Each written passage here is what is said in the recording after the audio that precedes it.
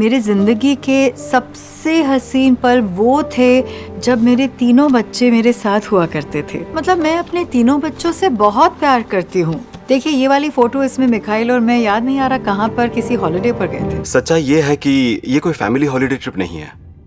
ये फोटो ली गई थी 2005 में। मेरे पैदा होने के बाद मैं इंद्रानी से मिला था। इंद्रानी ने हमें उससे मिलने कोलकाता बुलाया था, किसी 5 स्टार होटल में। वो हमसे कहने लगी कि मैं तुम्हारी आगे की पढ़ाई का खर्च संभाल लूंगी और वो उसके माँ बाप यानी हमारे नाना नानी का ख्याल रखेगी, लेकिन एक शर्त पर कि हम उसे माँ ना बुलाएं, हमें उसे दीदी बुलाना होगा दूसरों के सामने। तुम्हें पैसों की जरूरत है, मैं तुम्हारी मदद करूंगी, लेकिन तुम्हें ये राज ही रखना होगा। रीजन मेनली यही बताया गया कि जिनसे उन्होंने शादी की है वो बहुत फेमस और नामी आदमी है, बहुत रिच और पावरफुल इंसान है, और वो नहीं चाहती थी कि उनके अतीत की किसी भी बात से कोई परेशानी हो। फिर उन्होंने कहा मेरी एक और बेटी है, उसे भी पता नहीं चलना चाहिए कि तुम मेरे बच्चे। वो दुनिया को बताना नहीं चाहती थी कि उसके 2 और बच्चे हैं। शीना और मुझे वापस आते हुए अंदर से बहुत बुरा लग रहा था। तभी नाना और नानी ने हमें एक साथ बिठाकर यही समझाया कि यही चांस है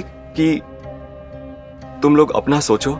हम चारों ने वही सोचा कि पॉजिटिव साइड सोचकर हम लोगों की भलाई के लिए हमें इंद्रानी की बात मान लेनी चाहिए। शायद वहाँ जाना ही हमारी गलती थी। देखिए मेरी बात सुनिए, कहानी बदलती रहती है और आप जानते हैं कुछ तो गड़बड़ है, लेकिन मैं आपसे कुछ पूछना चाहता हूँ, ठीक है? मैं चाहता हूँ कि आप मुझसे कोई बात ना छुपाएं। पूछो। क्या पूछना? क्योंकि अगर मुझे बाद में पता चला कि आप लोगों को कुछ पता था कि क्या हो रहा था, तो इससे मुझे बहुत बुरा लगेगा। वो सच में मुझे डार्लिंग, मैं प्रॉमिस करता हूँ, कसम से मैं झूठ नहीं बोलूंगा, मैं कसम खाता हूँ। देखो मैं बिल्कुल झूठ नहीं बोल रहा हूँ, ऑनेस्टली। मैं ऐसी कोई कहानी नहीं बना रहा हूँ, ऐसी कोई बात नहीं कह रहा हूँ जो खुद मुझे पता ना हो। सनसनीखेज शीना बोरा हत्याकांड को सामने आए लगभग 1 साल हो गया है। इसमें कई उतार चढ़ाव भी आए, लेकिन इतना सनसनीखेज और इतना चौंकाने वाला कुछ भी नहीं है। दरअसल ये जो रिकॉर्डिंग्स हैं वो राहुल ने 2012 के आसपास रिकॉर्ड की थी, जब शीना बोरा लापता हो गई थी। राहुल ने खुद ही अपने पिता के खिलाफ पुख्ता सबूत सीबीआई को मुहैया कराए, जिसकी वजह से पीटर ने मुझे एक खत लिखा था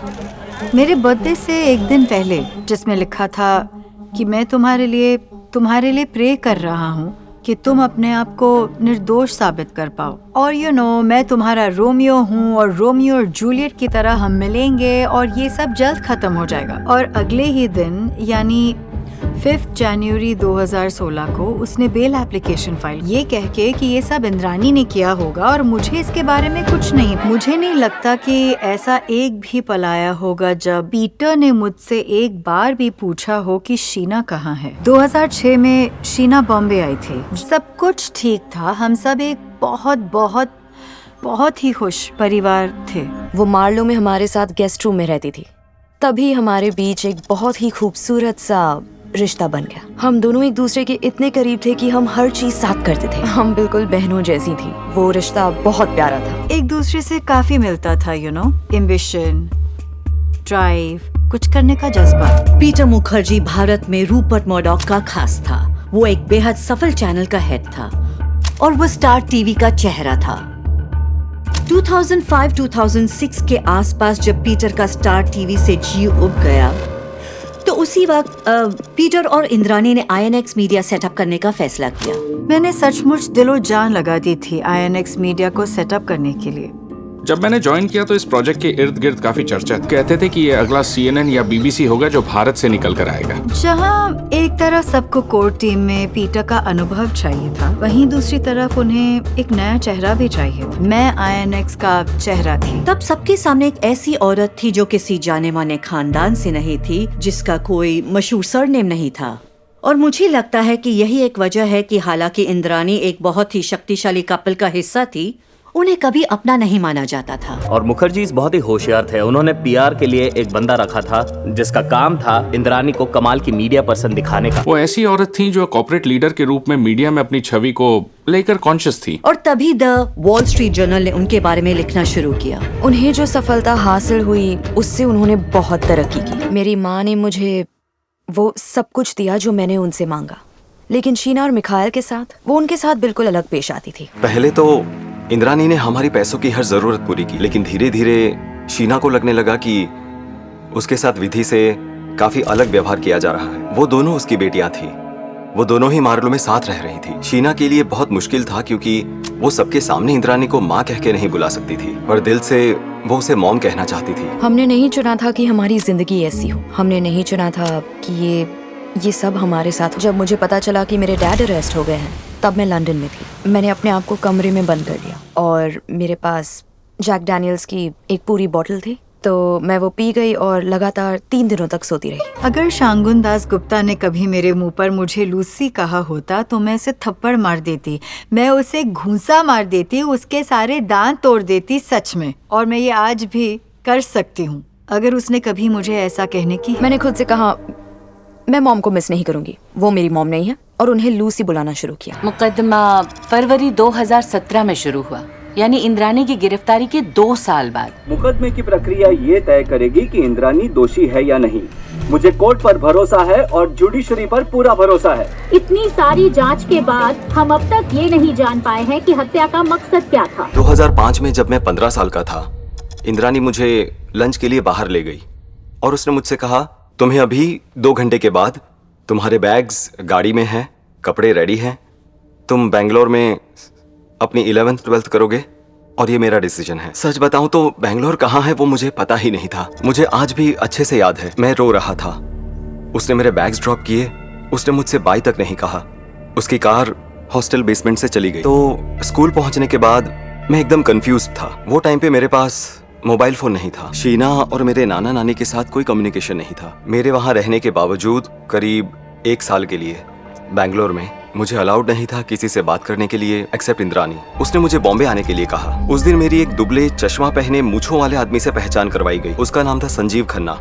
मुझे नहीं पता था वो इंद्रानी का एक्स हस्बैंड है। कहा कि मेरा कॉलीग है, ये तुम्हें आज शाम को डिस्को लेकर जाएंगे, तुम जाओ। मुझे बस इतना याद है मैंने टकीला का शॉट मारा था, फिर मैं बेहोश हो। सुबह जब मुझे होश आया, एक बेड से मेरे दोनों हाथ बंधे हुए थे, मेरे पैर भी बंधे हुए थे। 2-3 वार्ड बॉय आए और मुझे मारने लगे। उसके आधे घंटे के बाद डॉक्टर आए।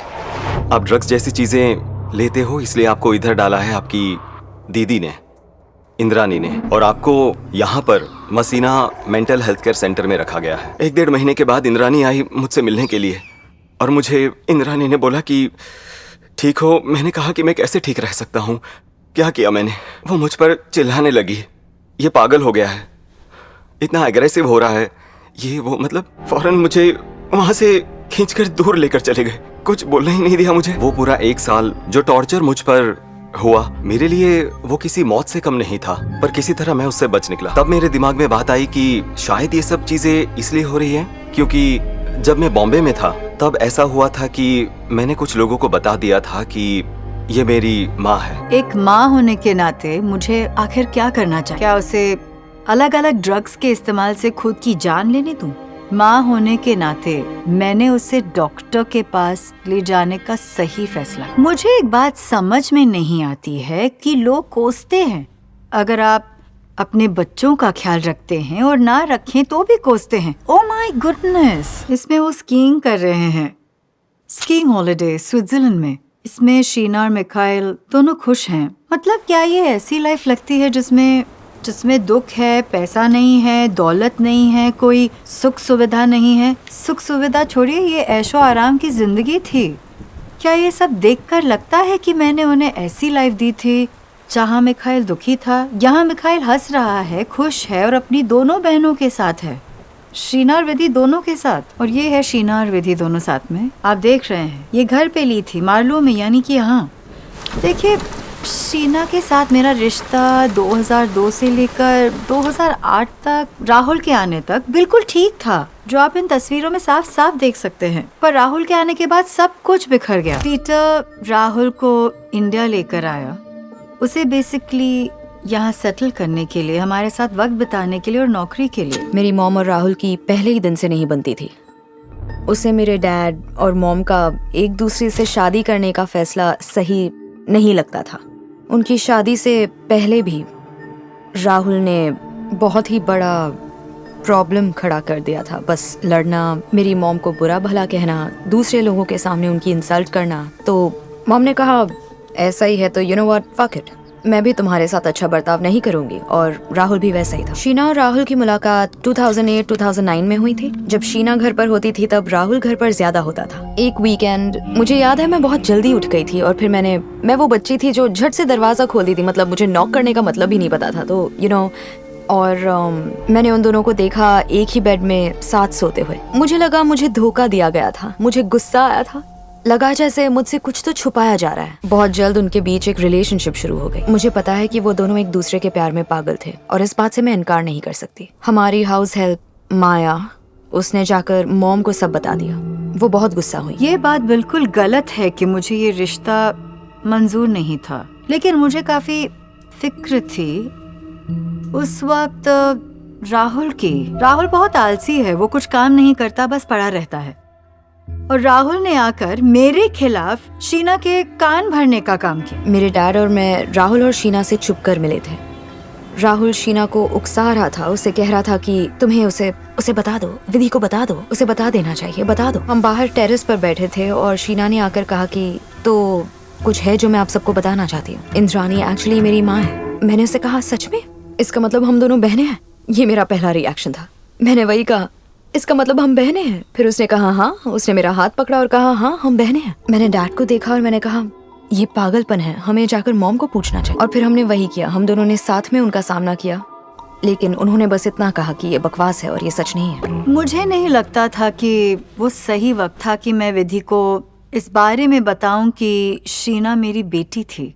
और मुझे लगता है कि ये जिस तरह उस समय सामने आया मैंने तब एक्चुअली नो विधि ने मुझसे कभी पूछा भी नहीं था। एक्सक्यूज मी, मुझे तो पता ही नहीं था। विधि और पीटर की मुलाकात शीना से हुई थी, ये मेरी गिरफ्तारी के बाद पता चला। मुझे तो पता ही नहीं था वो मिले हैं। ओह, तो ये सरासर झूठ है। उसके बाद INX के नए चैनल ऑन एयर गए, पर वो कमाल नहीं कर पाए जैसा सोचा गया था, और फिर सब कुछ बिखरने लगा। मैं एक औरत थी, मैं इंडस्ट्री से नहीं थी, मैं जवान थी, इनएक्सपीरियंस थी, तो जाहिर है ये सब हुआ क्योंकि इंद्रानी को CEO बनाया गया। इंद्रानी मुखर्जी मुंबई एक बिल्कुल नई और फ्रेश पहचान के साथ आई थी। उसके करीबी लोगों में से किसी को भी उसके अतीत की भनक तक नहीं थी। उसके लिए शीना की इन सारी बातों का सामने आना उसकी इमेज को सोसाइटी में पूरी तरह खराब कर सकता था। गुवाहाटी में हर कोई जानता था कि हम उसके बच्चे हैं, इसलिए शादी में उसके झूठ का पर्दाफाश हो सकता था। इंद्रानी ने हमारे नाना नानी को कॉल किया।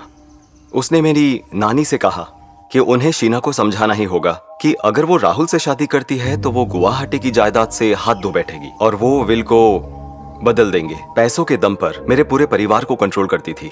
वो एज अ वेपन बोल सकते हैं यूज करती थी। अगर मेरी बात मैंने ये बोला, अब अगर आपने नहीं सुना, जो फाइनेंशियल एड है वो स्टॉप कर दूंगी। एक अकेली शीना ही ऐसे इंसान थी जिसपे इंद्रानी के पैसों का धौंस नहीं चलता था। वो खुश थी। उसने कहा कि वो खुश थी राहुल के साथ और भविष्य में भी वो उसी के साथ रहना चाहती थी। जो चीजें मेरे साथ हुई उसके डर की वजह से ही मैंने शीना को ये कहा, प्लीज बी केयरफुल। अब इस पूरे मामले में शीना ने एक्चुअली जो मुझे बताया था वो ये है कि उसे ऑक्सफोर्ड ब्रुक्स में जगह मिल गई है और उसका कोर्स जनवरी में शुरू होने वाला है। और जहाँ तक मुझे पता है ऑफिस में वो बहुत अच्छा कर रही है। उसे प्रमोशन भी मिलने वाला है। उसे हाल ही में एक्सीलेंट रेटिंग भी मिली है। ऐसी कोई वजह नहीं है जहाँ वो अचानक सब कुछ मतलब अपनी नौकरी वगैरह छोड़ देगी और बिना किसी को बताए गायब हो जाएगी। 3 साल शीना और मेरी कोई भी बात नहीं हुई, तो मैंने कहा तुम लोग प्लीज अपनी जिंदगी जियो अपने हिसाब से, और मैं इंग्लैंड में हूँ, तुम लोग इंडिया में हो। राहुल ऑफ कोर्स तब भी काम नहीं कर रहा था, और अगर तुम वहाँ खुश हो तो वही रहो, लेकिन हम बस आपस में अपनी दूरी बनाए रखेंगे। तो ये बात 2012 के एक दिन की है जब शीना ने मुझे कांटेक्ट किया, और ये रिकॉर्ड पे है, इट्स ऑन रिकॉर्ड। शीना ने मुझे कांटेक्ट किया कि मुझे आपसे मिलना है। 3 सालों तक कोई भी बात ना करने के बाद वही पहले ईमेल भेजती है। हाँ जानता हूँ। क्यों मुझे ये बताओ, वो ईमेल क्यों लिखेगी? ताकि वो कहीं जाकर मर जाए? नहीं मैं बताता हूँ क्यों। क्योंकि आप और मैं टच में नहीं थे पापा, और इस बात का उसे बहुत बुरा लगा। उसे लगा अगर इंद्रानी और उसके बीच सब ठीक हो जाएगा तो हम दोनों के बीच भी सब ठीक हो जाएगा। मैं शीना से मिली थी 7 अप्रैल 2012। 7th, प्लीज डेट ठीक से नोट कर लीजिए। 7 अप्रैल 2012। 12। से कहा देखो अगर तुम इंद्रानी से मिलने जा रही हो तो जाओ उसके साथ डिनर करो। That's cool. तुमने उससे पैचअप करने के लिए उसे एक ईमेल भेजा और अब जब तुम अपना MBA भी कंप्लीट करना चाहती हो, राइट? वो फाइनेंशियली हेल्प कर सकती है लेकिन वो शर्तें भी रखती है। और मैं ये नहीं कह रहा हूँ कि ऐसा ही है कि हमें एक साथ नहीं रहना चाहिए। मैं समझ सकता हूँ, तुम जाओ अपनी पढ़ाई पूरी करो, मैं ये एक्सेप्ट कर लूंगा और एक बार ये सब पूरा हो जाए उसके बाद हम दोबारा मिल सकते हैं। हमारा डिनर काफी लंबा चला, हमने कई सारी बातें की और बातें थी भी बहुत सी। आखिर हम 3 साल के बाद मिल रहे थे। वो आगे पढ़ना चाहती थी और वो चाहती थी कि वो उस रिश्ते से बाहर निकलना चाहती थी। ये बात पक्की थी, इसमें बिल्कुल कोई शक नहीं। अब मैं सिर्फ एक ही वजह बता सकती हूँ। मैं अब सारा हिसाब जोड़कर कह रही हूँ कि उसने मुझे कांटेक्ट किया क्योंकि उसे मुझसे पैसे चाहिए थे, इसीलिए उसने कांटेक्ट किया। कोई दूसरी वजह थी नहीं कि वो मुझे कांटेक्ट करे। तो क्या शीना ने कभी आपसे पैसे मांगे? शीना ने मुझसे आज तक कभी भी कोई बड़ी रकम नहीं मांगी। इनफैक्ट इसके बिल्कुल उल्टा है। मुझे मानना पड़ेगा कि अपनी पढ़ाई के लिए उसने कहा कि वो एक्चुअली बैंक से एजुकेशन लोन लेगी। जब तक उसे ज़रूरत ना हो तब तक वो किसी से मदद लेना या पैसे मांगना उसकी शान के खिलाफ था। और जब से उसने काम करना शुरू किया उसने मुझसे कभी कुछ नहीं लिया, कुछ नहीं मांगा, कभी भी नहीं। 24 अप्रैल 2012 के दिन मैं बम्बई में थी। इससे ज्यादा इस वक्त तो मैं आपसे कुछ भी नहीं कह पाऊंगी क्योंकि ये मामला अभी भी अदालत में है। क्या आप शीना से 24 तारीख को मिली थी? देखिए मैं अभी इस पर कमेंट नहीं कर सकती जब तक। लेकिन ये बात तो कोर्ट में साबित हो चुकी है। नहीं, बिल्कुल नहीं। राहुल का शीना को ड्रॉप करना ये साबित नहीं करता कि मैं शीना से मिली। ये बात अदालत में साबित नहीं हुई है अब तक कि मैं शीना से मिली थी।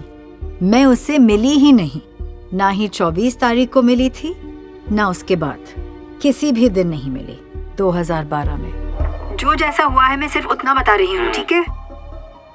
शीना 6:30 बजे अमरसंस आई थी। उसने वहाँ से एक साड़ी खरीदी। मैं घर पहुँच चुकी थी 9:45 बजे तक। ये पूरी कहानी ही अपने आप में बहुत ज्यादा अजीब है। मैं एक परफेक्ट माँ नहीं बन पाई, पर इसका मतलब ये बिल्कुल नहीं है कि मैं खूनी। बात का पूरा यकीन है शीना अभी भी जिंदा है, अलाइव। और मैं जानती हूँ वो घूम रही है कहीं कहीं।